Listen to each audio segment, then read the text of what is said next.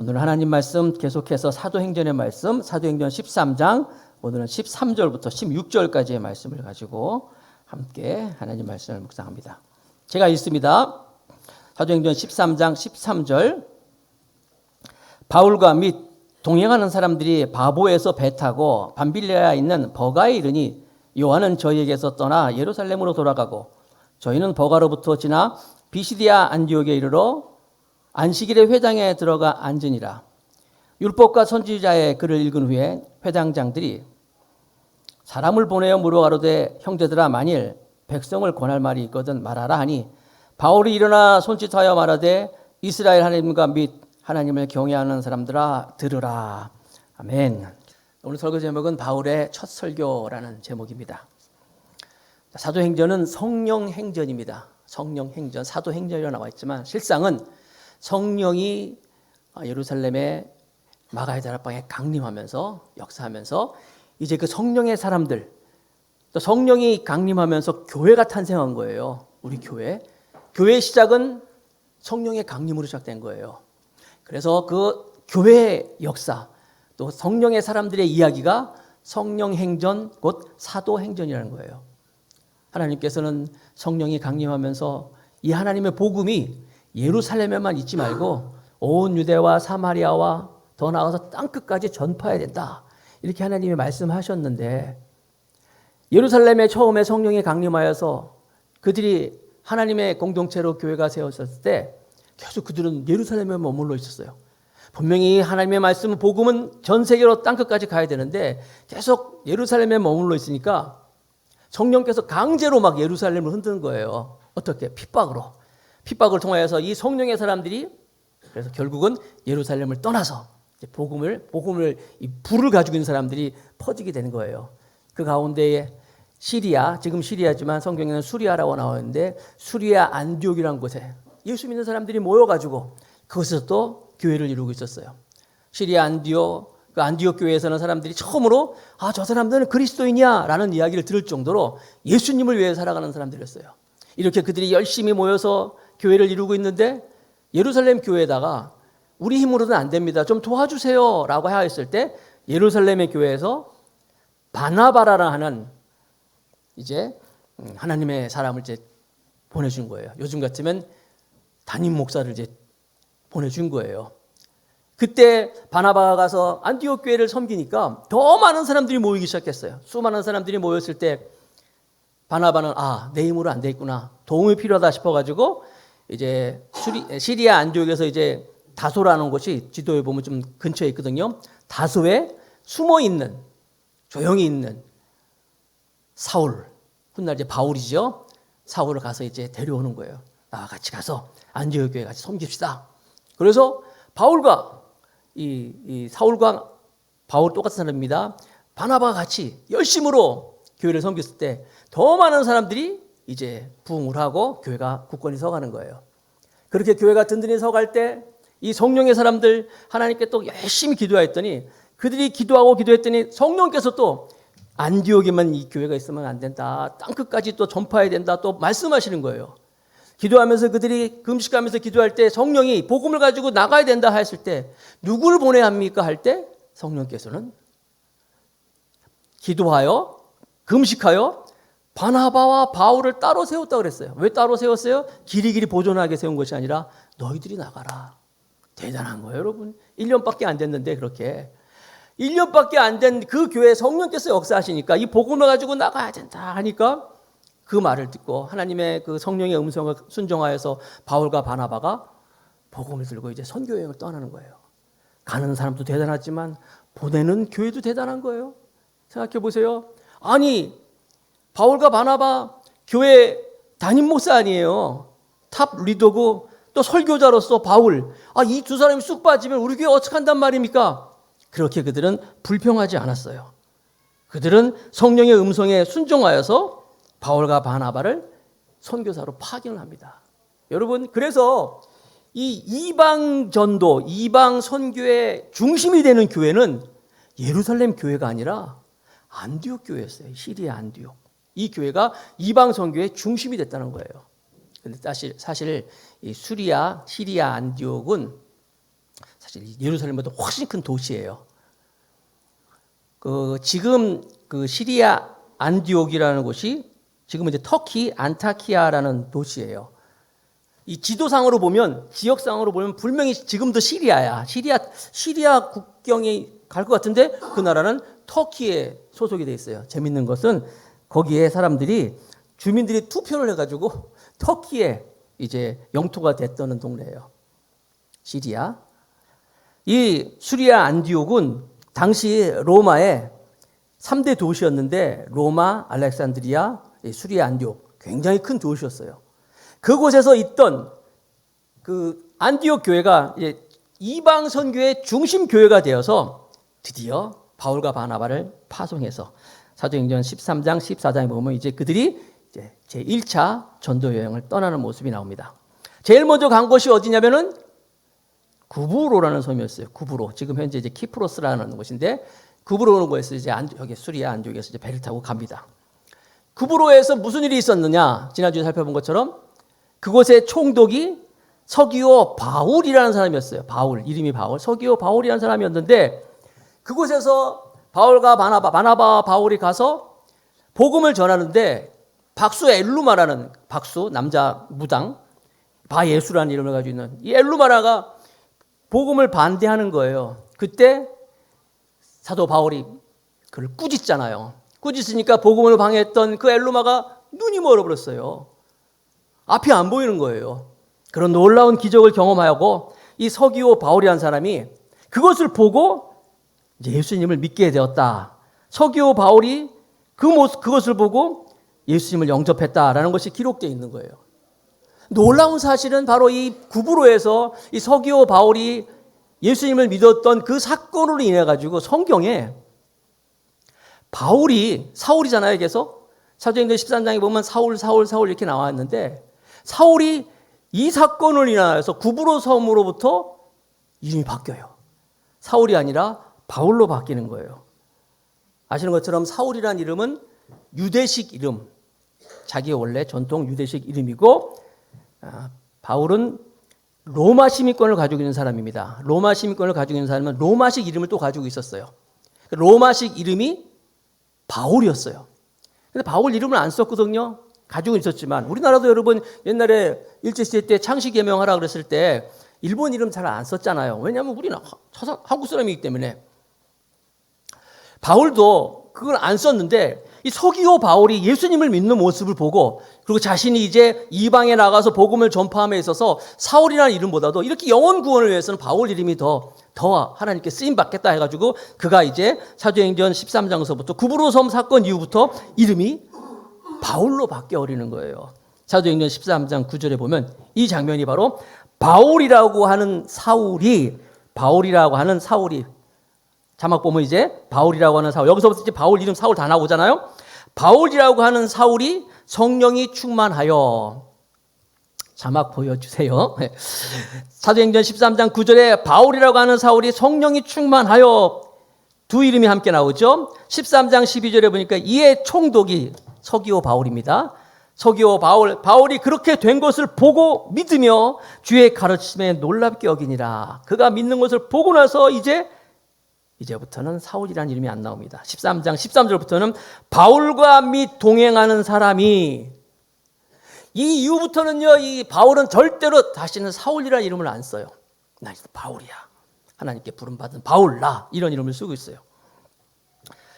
히브리식 이름이 아니라 사울이 아니라 이제 로마식 이름 바울 이름을 써서 이제 계속 이제부터는 이제 바울이라는 이름이 나옵니다. 여러분 가끔 가다 보면 우리 주변에도 이름이 이렇게 바뀌는 분들이 있지 않습니까? 제 친구도 어렸을 때 친구가 이름이 원래 있었는데 나중에 보니까 대학교 다닐 때까지만 해도 그리고 충분 그 이름이 있는데 성경 이름으로 바뀌었어요. 그래가지고 지금은요 그 친구를 그 성경 이름만 불러요. 여러분 이런 것처럼 여러분들도 한번 여러분들 여기 성경에 나와 있는 이름을 바이블 네임이라잖아요. 한번 정해보세요. 재밌잖아요. 뭐 돈도 안 들어가는데 성경에 좋은 인물을 딱 정해가지고 이제 나도 그렇게 한번 하는 거예요. 저도 그래서 오래전부터 바이블 네임을 제가 생각한 적이 있어요. 뭔지 아세요? 저는 모세. 모세. 딴 것보다도 모세가 여러분 성경에 보면 있잖아요. 모세가 이 땅의 모든 사람 모세의 온유함이 땅에 있는 모든 사람보다 승하더라 그랬잖아요. 온유함. 그것뿐만 아니라 하나님께 얼마나 쓰임 받았어요. 모세. 그래서 나는 내 이름은 모세다. 김모세 막 이렇게 얘기를 해서 사람들한테 얘기를 하고 그랬어요. 그랬더니 우리 집에 있는 여자 선지자가 한 명 있는데 그 여선지자가 저보고 당신이 정말 열심히 기도하고 하나님께 잘 쓰임 받아서 정말 그러면 김모세가 될 수 있겠지만 교만하고 잘못하면은 가운데 모자가 빠질 거야 그랬어요. 그럼 뭐가 돼요? 아무튼 여러분 성경에 나온 이름 좋은 이름 있잖아요. 여러분 꼭 한번 해보세요. 그렇다고 해서 뭐 헤롯 이런 거 하지 마시고 그 여자들 뭐 헤로디야 뭐 아니면 살로메 이러지 마시고 좋은 이름 많잖아요. 사도 바울은 이때부터 자기의 이름이 이제 바울로 바뀌는 거예요. 한 영혼이 죽게 돌아오는 모습을 보면서 얼마나 기뻤으면. 그래서 이렇게 성령의 사람은 복음을 전하는 것도 좋고 자기가 복음을 전했을 때 한 사람이 영접하였을 때 그 기쁨, 말할 수 없는 기쁨이 최고의 희열과 기쁨이 된다는 거예요. 자, 계속해서 13절 말씀 이제 들어갑니다. 사도행전 13장 13절. 이제 바울로 바뀌었어요. 바울과 및 동행하는 사람들이 바보가 어디라 그랬어요? 이 구브로 섬의 수도입니다. 동네 이름이에요. 이름이 이상하지만 동네 거기가 수도가 바보인데 자, 거기에서 배를 타고 밤빌리아에 있는 버가에 이르니 요한은 저희에게서 떠나 예루살렘으로 돌아가고 자, 함께 동행했던 이 요한이라는 사람이 있었는데 마가 요한이죠. 마가 요한도 그냥 이름이 아니에요, 여러분. 마가란 이름은 로마식 이름이에요. 그다음에 요한이란 이름은 유대식 이름이잖아요. 뭘 알 수 있어요? 마가도 이 사람도 로마 시민권을 가졌다는 사람이에요. 대단한 부잣집 아들이잖아요. 자, 이들이 버가라는 곳에 이르렀어요. 버가가 어디냐면 지금 버가는 터키 남쪽 해안에 있는 곳입니다. 자, 터키 남쪽에 있는 이 버가라는 거 한번 지도 한번 보여주실래요? 버가가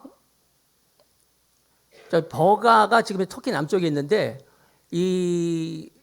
제가 성지순례 2년 전에 성지순례 갔을 때 버가에 가보면요 아무것도 없어요. 큰 도시였지만 버가에 아무것도 없는데 그곳에서 제가 성지순례 가면서 찍은 사진 있어요. 한번 보여주실래? 저기가 버가예요. 버가 멋있게 폼 잡고 있죠. 최순진 집사님 보고 싶다 갑자기. 자, 버가라는 곳인데 지금 다 없고 이제 이렇게 터만 남아 있어요. 대부분 그래요. 지금 가보면 성지가 여기에서 버가라는 곳에서 육지에 들어간 거 있잖아요. 구브로에서 버가에 들어갔는데 그것만 보여주시고 쥐도를 보여주세요. 거기에서 무슨 일이 있냐면 아까 얘기한 마가 요한이라는 사람이 마가 요한이 떠나 예루살렘으로 돌아가고 자, 부조를 하면서 바나바와 안디옥 교회에서 바나바와 바울이 예루살렘 교회가 어렵다는 얘기를 듣고 찾아가서 거기서 이제 부조를 하고 좀 돈을 좀 구제금을 전달하고 오면서 마가 요한을 데려왔단 말이에요. 근데 마가 요한이 안디옥 교회에서 이제 선교여행을 간다니까 같이 따라간 거예요. 왜냐하면 이 구브로라는 곳이 바나바의 고향이거든요. 바나바의 고향이니까 마가 요한하고의 이 바나바의 관계는 생질 관계야. 삼촌하고 조카 관계인데 그래 나도 따라갈게요 해서 이제 같이 따라갔는데 이 버가라는 곳에서 그가 돌아갔다. 아까 말씀드린 것처럼 마가 요한은 로마 시민권을 가지고 있다고 그랬잖아요. 무슨 얘기예요? 부자란 얘기예요. 여러분 마가 요한의 어머니가 마리아잖아요. 찾아봤잖아요. 그 전에 마리아가 어떤 사람이에요? 120명의 그 사람들을 다 집에서 숙식시킬 수 있을 정도로 큰 집을 가지고 있었다는 거예요. 부잣집이죠. 그러니까 뿐만 아니라 초대교회에 교회로 제공했어요. 그래가지고 막 사람들이 그곳에 모여서 기도하고 예수님도 그곳에서 마가야 최후의 만찬도 하고 아지트처럼 이렇게 대부분 사람들이 갈릴리 출신이 많이 있는데 예루살렘에서 이렇게 마가의 어머니 마리아가 자기 집을 제공해가지고 많은 사람들이 모여서 했던 곳이었어요. 그 집의 아들 마가. 그러다 보니까 마가는 그 집에서 성령이 임하였을 때 함께 성령 체험도 하고 또 예수님도 믿고 이런 하나님의 사람이 되어가지고 이제 같이 선교여행도 떠났다 했던 거예요. 자, 마리아의 동생이 바나바입니다. 바나바도 누구예요? 부자였잖아요. 땅을 팔아가지고 초대교회에 막 이렇게 헌금하고 그러니까 사람들이 원래 요셉이라는 이름이었는데 바나바라는. 그러고 보니까 이 사람도 두 이름이네요. 요셉이 바나바. 바나바는 사람들이 불러준 이름이다. 권위자, 위로자 이런 뜻을 가지고 있는 것인데 아무튼 어떻게 보니까 이 부잣집 아들 마가라는 이 아들이 부잣집 아들에 있는 이 아들이 그렇게 삼촌과 함께 구브로의 선교를 떠났다가 이 버가라는 곳을 그냥 갔어요. 도망갔다는 거예요. 그런데 나중에 이 마가는 그 베드로 사도와 같이 이제 베드로를 잘 돕고 수행하고 또 그를 통역하고 막 이런 일을 해가지고 베드로와 이 마가의 관계는 굉장히 돈독한 관계가 돼가지고 베드로 전서 5장 13절을 보면 베드로는 마가를 이렇게 소개하고 있어요. 함께 택하심을 받은 바벨론에 있는 교회가 너에게 문안하고 내 아들 마가도 그리하니라. 마치 베드로가 내 아들처럼 이렇게 마가를 소개하고 있는데 중요한 건 이 마가가 버가라는 곳에서 그냥 돌아가 버렸어요. 왜 돌아갔는지 여러 가지 이제 추측들이 있습니다. 대표적인 것은 아무래도 힘드니까 아까 계속 말씀드렸지만 부잣집 아들이잖아요. 부잣집 아들이 이제 선교라고 따라는 왔는데 선교가 쉽지 않잖아요. 이 구브로 섬에서도 여러 가지 반대도 있고 또 나중에 이제 이들이 버가에서 이제 좀 안쪽으로 비시디아 안쪽 쪽으로 올라가야 되는데 이 수리아 안디옥 말고 또 터키 내륙에 있는 안디옥이 또 있거든요. 가는 길이 험해요. 또 거기는 또 강도도 많고 산적도 많고 또 높은 해발 3,400피트 정도 되는 해발 1,000m가 넘는 그런 곳이고 어려운 곳이고 하다 보니까 이 부잣집 아들이 감당을 못하게 하는 거예요. 그래서 돌아갔다 이런 설이 있어요. 가장 유력한 설. 두 번째는 병들어서 갔다 이런 설도 있고 또 다른 것은 이제 아시는 것처럼 이제 구브로 섬에서 이제 삼촌을 따라왔는데 삼촌과 이 바울의 위치가 이제 바뀌기 시작하는 거예요. 그래서 그 엘루마를 이렇게 눈이 멀게 할 때도 삼촌은 가만히 있는데 바울이 막 앞장서 가지고 막 꾸짖고 막 이래가지고 어떤 헤게모니가 좀 바뀌어지고 있습니다. 그런 걸 보고 이제 마가가 우리 삼촌이 더 대장인데 사울이 더 막 대장이 되는 건 이래가지고 갔다 이런 설도 있어요. 그런데 가장 유력한 것은 좌우지간 바울 입장에서 봤을 때는 바나바가 실망하고 돌아갔다는 거예요. 나중에 여러분 2차 전도 여행을 할 때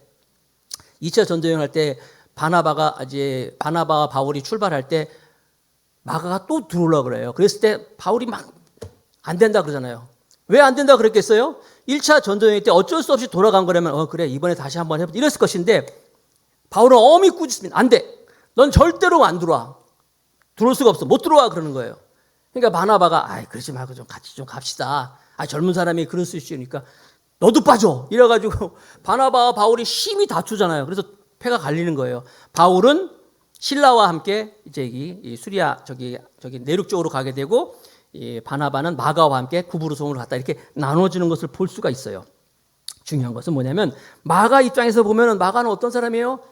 버가에서 예루살렘으로 돌아갔다. 실패한 거 아니에요? 실패했잖아요. 선교하다가 포기한 사람이고. 그러나 여러분 하나님께서는 그런 마가를 버려두지 아니하시고 다시 세워주십니다. 아시죠? 그러니까 사람들은 마가를 포기했는지 모르지만 하나님은 마가를 붙잡아줘서 마치 상한 갈대를 꺾지 아니하시고 꺼져가는 심지를 끄지 아니하시는 그 하나님께서 마가를 계속 회복시켜 주시고 마가를 통해서 아까 말씀드린 것처럼 베드로와 같이 또 계속 선교 다니고 나중에 이 마가가 어떻게 됩니까? 그 유명한 마가복음을 기록하게 돼요. 마가복음을 이렇게 잘 읽어보면요 특이한 게 있어요. 마가복음은 글 자체가 굉장히 간결해. 그리고 짧고 또 명령조의 글들이 많이 있어. 부잣집 아들 티나는 거예요. 그러니까 거기 보면 곧 즉시 이런 이야기가 막 40번 이상 나와요. 부잣집 아들이었구나 하는 것을 그런 눈으로 보면은 글에 좀 그런 것이 보여줄 수가 있어요. 좌우지간 이렇게 떠났더니 마가 결국 하나님께서는 그를 포기하지 아니하시고 그를 다시 세우는 거예요. 사랑하는 성도 여러분, 여러분들도 혹시 하나님을 했다가 포기하고 또 다른 사람이 보기에 좀 실패한 자로 보인다 할지라도 하나님은 절대로 여러분들을 포기하지 않으시고 버려두지 아니하는 사실을 믿으시기 바랍니다. 내가 살아서 호흡을 하는 순간, 호흡을 하는까지는 아직까지 하나님께서 날 향한 사명이 유효하다라는 것을 믿으시고 끝까지 하나님을 믿고 섬기며 나가서 하나님께 쓰임받는 여러분 되시길 축복합니다. 마가가 그래서 돌아갔다는 얘기를 봤어요. 자, 계속해서 13장 14절 15절 저희는 버가로부터 버가에서 이제 지나 비시디아 안디옥에 이르러, 자, 이 비시디아 안디옥이 아까 말씀 수리아 안디옥하고 다른 곳이에요. 시리아 쪽 안디옥이고, 이 비시디아 안디옥은 저기 그 터키 내륙 쪽에 있는 그런 안디옥인데, 그러니까 여러분들 시리아 안디옥, 비시디아 안디옥 이렇게 알면 되겠죠? 자, 시리아 안디옥이 아닌 비시디아 안디옥에 이르러 안식일에 회당에 들어가 앉으니라. 율법과 선지자의 글을 읽은 후에 회당장들이 사람을 보내어 물어가로되 형제들아 만일 백성을 권할 만일 것은 말하라 하니. 자, 안디옥, 비시디아 안디옥에 도착한 이 바울과 바나바는 제일 먼저 회당에 가서 하나님의 말씀을 전하는 모습이 나와 있어요. 회당이 뭐냐? 회당이라는 것은 이스라엘 백성들이 멸망한 이후에 바벨론으로 해서 이제 722년 이스라엘 먼저 망하고 586년에 유다가 멸망하잖아요.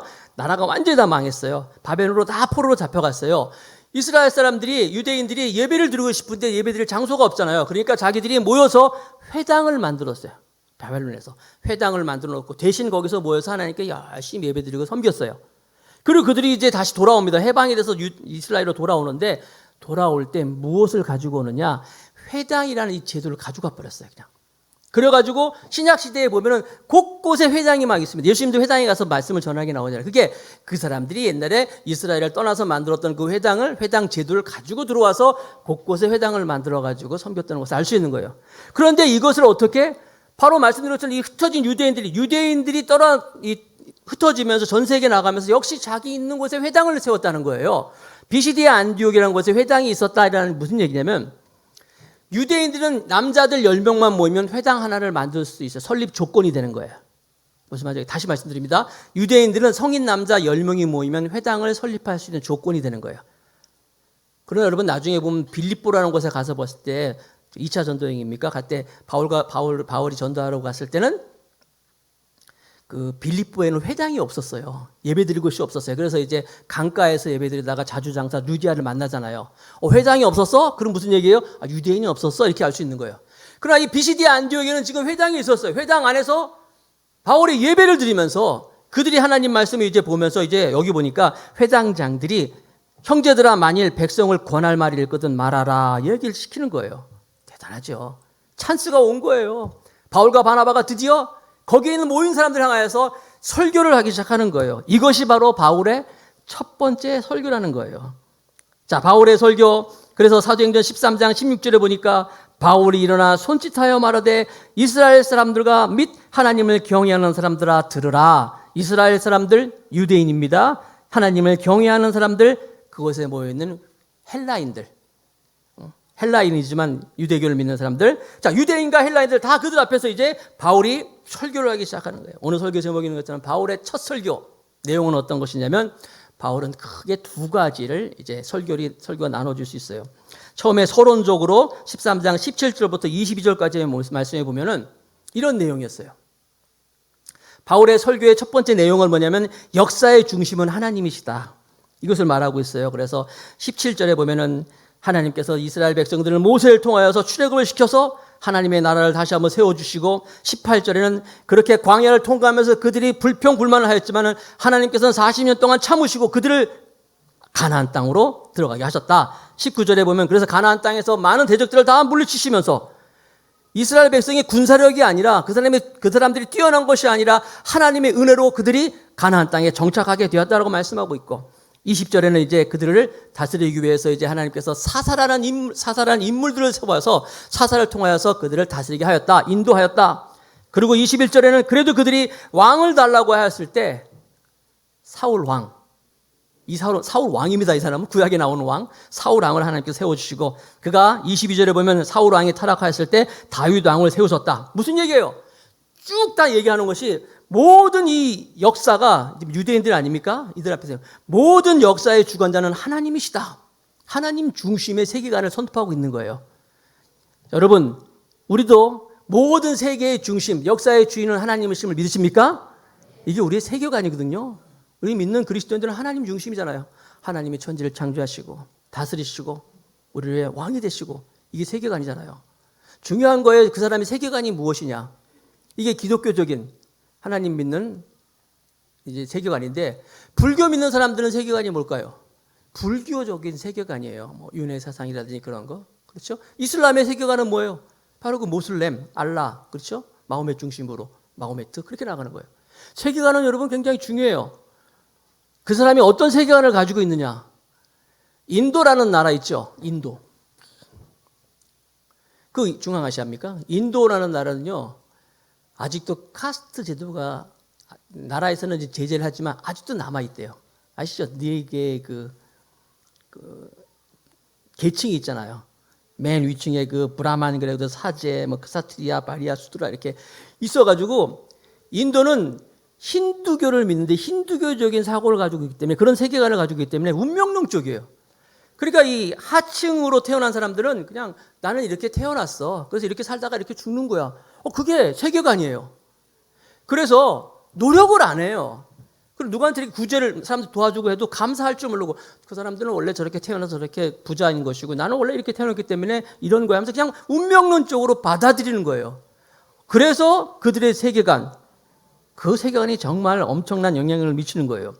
사도 바울은 지금 하나님의 안경을 가지고 하나님의 안경을 쓰고 유대인들에게 또 거기 있는 헬라인들에게 모든 역사의 주관자는 하나님이시다라는 것을 분명히 말씀하고 있는 거예요. 그러면서 그 하나님 중심으로 나가는 하나님의 말씀을 선포하고 있는데 로마서 11장 36절에 보면 바울은 이런 이야기를 합니다. 만물이 주에게서 나오고 주로 말미암고 주에게로 돌아감이라 영광이 그에게 세세 있으리로다. 믿으십니까? 여러분, 내가 가지고 있는 모든 것도 다 사실 내 게 아니에요. 다 하나님의 것이고 내가 가지고 있는 이 건강, 나의 모든 것들은 다 하나님이 주관하신다. 이런 하나님 중심으로 살아가는 사람은 내가 뭐 좀 잘 되고 성공하고 그래도 내가 한 게 아니에요. 다 하나님이 베푸신 은혜다. 그래서 교만하지 않아요. 뿐만 아니라 좀 힘들고 어려워도 좌절하지 않아요. 하나님의 인도와 손길이 있다. 모든 것이 합력하여 선을 이룬다. 하나님을 믿는 그런 신앙을 가질 수 있다는 것입니다. 자, 사도 바울은 그래서 그의 설교가 앞부분에 다 하나님 중심이 이런 것을 말씀하고 있는 거예요. 그러면서 이제 두 번째로 본론에 가서 그는 사도행전 13장 23절부터 42절 말씀에 보면은 예수님을 선포합니다. 그의 메시지의 핵심은 바로 예수 그리스도라는 거예요. 예수 그리스도의 선포를 계속하고 있는 거예요. 예수님이 어떤 분이셨는가, 그리고 그분이 어떻게 죽으셨는가, 그리고 그분은 죽으신 것을 뿐만 아니라 부활하셨다는 것, 살아계신 하나님의 아들이었다는 사실은 분명히 사도 바울은 선포하고 있습니다. 이 사도 바울의 메시지는 앞으로 계속 반복되는 거예요. 어느 곳에 가든지. 예수님이 누구십니까? 메시아라는 거예요. 하나님의 아들이라는 거예요. 구약 성경에 예언하고 있는 예수님의 모든 구약 성경에서 말씀하고 있는 메시아의 모든 말씀을 성취하신 분이 예수님이다. 여러분, 구약 성경에 보면은 예수님에 대한 메시아에 대한 약속의 말씀이, 예언의 말씀이 약 3,000개 정도 나오는데 몇 가지만 소개할게요. 메시아는 유다 지파에서 태어난다고 예언되어 있었어요. 다윗의 씨에서 나온다 그랬어요. 베들레헴에서 탄생할 것이라고 예언되어 있었고 어린 나이 때 애굽으로 피난할 것이다. 이미 오랜 700~800년 전에 다 예언된 거였어요. 갈릴리에서 전도하신다는 말씀도 있었고 유대인들의 배척을 받을 것이라는 이야기도 있고 나귀를 타고 예루살렘에 입성한다는 것도 예언되어 있었고 은 30에 팔릴 것도 예언되어 있었고 모욕을 당할 것도 모욕과 수치를 당할 것도 예언되어 있었고 죄인들과 함께 십자가에 죽게 될 것도 예언되어 있었고 그는 죽어서 부자의 무덤에 들어갈 것도 예언되어 있었고 그리고 그는 죽는 것뿐이 아니라 살아나서 부활할 것이라는 예언되었다는 거예요. 승천할 것도 다 예언됐는데 이 모든 구약의 이 약속의 말씀을 성취하신 분은 바로 예수 그리스도밖에 없는 거예요. 바로 바울은 이 예수 그리스도를 선포하고 있던 거예요. 예수님의 탄생, 그의 삶, 그의 죽음, 그의 부활, 예수를 메시아로 선포하고 있는 거예요. 여러분, 우리가 예수님을 왜 믿습니까? 하나님의 아들 예수. 우리가 왜 불교를 안 믿고 왜 우리가 다른 종교를 안 믿고 교회에 와서 예수님을 믿는 겁니까? 믿음의 실체가 뭡니까? 천국 가기 때문에요. 천국 가기 때문에. 불교에서도 천국 얘기합니다. 극락 좋은데요. 뭐 우리가 병이 낫는다고요? 다른 종교에서도 병 낫게 해줘요. 축복받는다고요? 다른 종교에서는 우리보다 훨씬 더 많은 축복을 얘기하고 있어요. 그런데 우리는 왜 예수를 믿습니까? 예수님이 왜 우리의 구세주가 되는 겁니까? 그분은 우리를 위해서 내 죄를 위해서 죽으셨기 때문이에요. 내 죄를 사하기 위해서 나의 모든 죄를 다 짊어지고 십자가에 죽으셨기 때문에 우리의 구세주가 되시는 거예요. 성경에도 보면 피 흘림이 없이는 사함이 없다고 말씀하셨는데 예수 그리스도께서 우리를 위해서 죽으셨고 그 사실을 믿는 자마다 이 죄가 다 사해지고 하나님과의 관계가 회복되고 하나님의 자녀가 되기 때문에 우리는 예수님을 믿는 것이죠. 누가 우리를 위해서 죽을 수 있을까요? 내 죄를 위해서 누가 죽을 수 있을까요? 설령 내가 죄를 졌을 때 대신 죽는 사람이 있을 수 있어요. 우리 부모님도 있고 뭐 사랑하는 사람이 날 대신해서 죽을 수 있어요. 그러나 여러분, 그 사람의 그 죽음으로 내 죄가 깨끗해지지 않아요. 왜냐하면 그 사람 자체도 죄인이기 때문에 우리의 죄가 그 사람을 인해서 깨끗해질 수가 없는 거예요. 그러나 의인은 없나니 하나도 없다 그랬어요. 오직 예수 그리스도만이 의인이 되시고 죄 없는 분이 되셔서 우리를 대신해 죽었기 때문에 성경만이, 기독교만이 예수님이 날 위해 죽으셨다, 그것을 이루셨다, 그것을 믿기 때문에 우리가 하나님의 백성이 되는 것이고 구원받는 백성이 될 수 있는 거예요. 바로 이것이 바로 우리가 예수를 믿는 이유인 것이에요. 예수님은 나의 주가 되시고 나의 구주가 되시고, 이렇게 주님께서 우리의 구세주가 됐다는 것을 믿을 때 우리의 모든 인생의 문제가 다 해결될 줄로 믿습니다. 꼭 집에 가셔서 주보에 나와 있는 세 번째 단락 읽어보세요. 오늘 좀 시간이 없어서 안 읽는데 꼭 읽어보세요. 자, 이렇게 사도 바울이 예수 그리스도를 선포합니다. 그들에게 선포하였을 때 반응이 나오는데 두 가지의 반응으로 나오기 시작했어요. 첫 번째 반응은 어떤 반응이냐면 굉장히 호의적인 반응이에요. 받아들이는 거예요. 44절에 안에 사도행전 13장 42절부터 44절까지 제가 한번 읽어볼게요. 저희가 나갈새 사람들이 청하되 다음 안식일에도 이 말씀을 하라 하더라.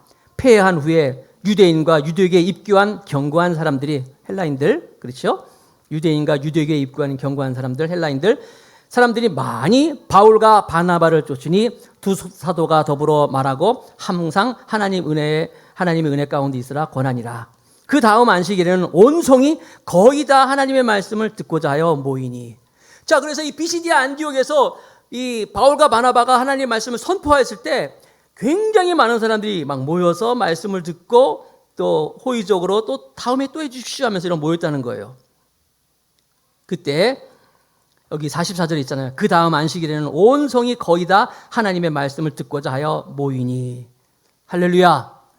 하나님의 말씀에 갈급했어요. 이들은 회당에서 모여서 성경을 읽긴, 구약 성경이 있죠. 읽긴 읽었지만 이게 무슨 얘기를 하는 건지, 이 성경에서 얘기하는 메시아가 누군지 몰랐잖아요. 그런데 바울이 와가지고 그 메시아를 선포하고 가르쳐주고 그의 죽음과 부활을 선포했을 때 그들은 복음을 받았던 거예요.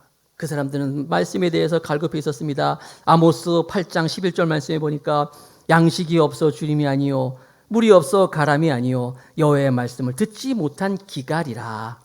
사랑하는 성도 여러분, 여러분들도 이렇게 하나님 말씀에 늘 갈급해하면, 하나님의 말씀을 갈급하면 하나님께서 막 이렇게 바울과 바나바를 통하여서 안디옥 교회의 사람들에게 하나님의 복음을 전해준 것처럼 여러분에게도 말씀이 갈급함이 있을 때 여러분의 영생의 눈을 뜨게 할 수 있는 하나님의 길이 있을 줄로 믿습니다. 자, 이렇게 그들이 하나님을 믿었을 때 사도 바울이 그들에게 한 이야기가 굉장히 인상적입니다. 사도행전 13장 43절 한번 볼게요. 폐회한 후에 유대인과 유대교에 입교한 경건한 사람들이 많이 바울과 바나바를 쫓으니 두 사도가 더불어 말하고 항상 하나님의 은혜 가운데 있으라 권하니라. 바울과 바나바가 그 사람들 향하여서 너희는 율법을 잘 지켜야 돼, 아니면 교회의 전통, 교회에서 필요한 훈련을 받아야 돼, 이런 얘기 하지 아니하고 그렇게 예수님을 처음 이제 막 믿고 복음을 받은 사람들 향하여서 강조한 것은 하나님의 은혜 가운데 있으십시오, 하나님의 은혜에 거하십시오 라고 말했다는 거예요. 사랑하는 성도 여러분, 항상 우리가 하나님의 은혜 가운데 거하길 축복합니다. 우리 교회도 최근에 이렇게 마치 여기 이렇게 처음에 입교한 사람들처럼 하나님을 전혀 모르는, 교회 안 다니시는 분들이 우리 교회에 이렇게 등록을 하고 출석하신 분이 있어요. 누군지 아시죠, 여러분? 예? 정말 이영숙님이라든지 우리 이덕수님이라든지 이런 분들은요, 교회 한 번도 안 다녔어요. 다른 종교 믿던 분이에요. 그래서 더 감사하기를 통하여서 이렇게 예수님을 믿고 함께 예배드리고 신앙생활 하는 거예요. 그분들과 더불어서 여러분들에게 정말 교회에서 선포할 수 있는 건 뭐예요? 목회자가 선포할 수 있는 건 뭐예요? 신앙생활 잘하려면요, 교회 열심히 참석하고 또 뿐만 아니라 헌금생활 잘하고 여러 가지 잘해. 이게 아니에요. 하나님의 은혜 가운데 항상 계십시오. 하나님의 은혜 가운데 거하기를 항상 하나님의 은혜 가운데 있으라 권하니라. 한번 따라합시다. 나의 사는 것은 하나님의 은혜라. 이 하나님의 은혜로 살아가는 것이 바로 우리가 호흡하며 살아가는 이유인 것입니다. 자, 그렇게 호의적인 반응을 보이는 사람들이 있는가 하면은 반대로 반대하는 사람도 있었어요. 비난하고 핍박하고 바울과 바나바를 쫓아내는 사람도 있었어요.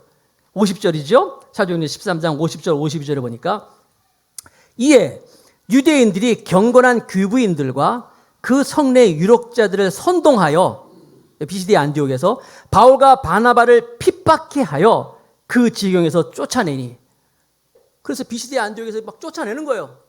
뭐 귀부인들, 힘 있는 사람들을 막 이렇게 성내 유력자들을 선동해 가지고 바울과 바나바를 쫓아냅니다. 그래서 결국 이 두 사람이 쫓겨납니다. 비시디아 안디옥에서 떠나는 거예요. 뭐 루스드라로 가겠죠. 중요한 건 그 다음 절에 보니까 두 사람이 저희를 향하여 발에 티끌을 떨어버리고 이고니온으로 가거늘 제자들은 기쁨과 성령이 충만하니라. 자, 받아들이는 사람도 있지만 핍박하는 사람도 있었어요. 그냥 핍박하는 게 아니라 사람들은 막 선동해가지고 막 그들 쫓아냈어요. 쫓아내는데 두 사람이 그것에 이제 티끌을 떨어버리고 다른 곳으로 가면서 그들에게 있는 마음은 제자들은 기쁨과 성령이 충만하니라. 그들은 그렇게 쫓겨나면서도 핍박을 받으면서도 그들의 마음속에는 하나님에 대한 기쁨과 여기 있는 것처럼 성령이 충만하였다라고 말씀하고 있는 거예요. 성도 여러분, 이 기쁨, 이 성령 충만함을 우리는 절대로 놓치지 마십시다. 쫓겨나는 한이 있더라도, 어려움을 당하는 한이 있더라도 하나님을 향한, 하나님께서 내게 주신 이 기쁨을 소유하고 있어야 되는 거예요. 성령이 우리와 함께 하시기 때문에 기쁨이 충만한 우리 모두가 되기를 축복합니다.